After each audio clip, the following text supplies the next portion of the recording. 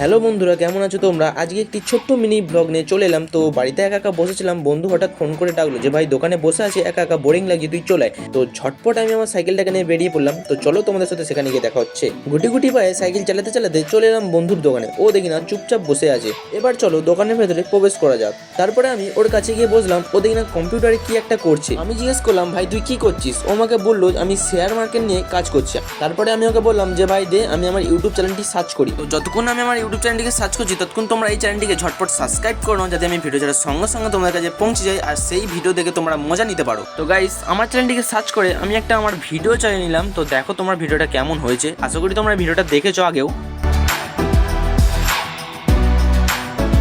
তারপরে ও আমাকে বললো চ ভাই টিফিন করে দিই। তো আমরা তাড়াতাড়ি ঝটপট করে বেরিয়ে পড়লাম। তো সামনেই একটা প্রতিমা মিষ্টান্ন ভান্ডারে আমরা চলে গেছিলাম। তো এখানে তোমরা নানান ধরনের মিষ্টি পেয়ে যাবে, A to Z সব রকমের মিষ্টি পেয়ে যাবে।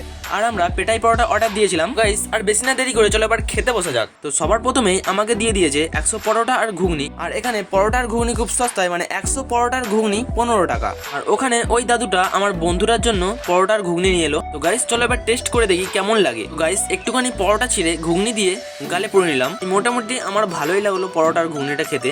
আর এখানে তোমরা নানান ধরনের আইসক্রিম থেকে চকলেট সব রকমের পেয়ে যাবে। গাইস, খাওয়া দাওয়া কমপ্লিট, এবার চলো বাড়ির দিকে রওনা দিই।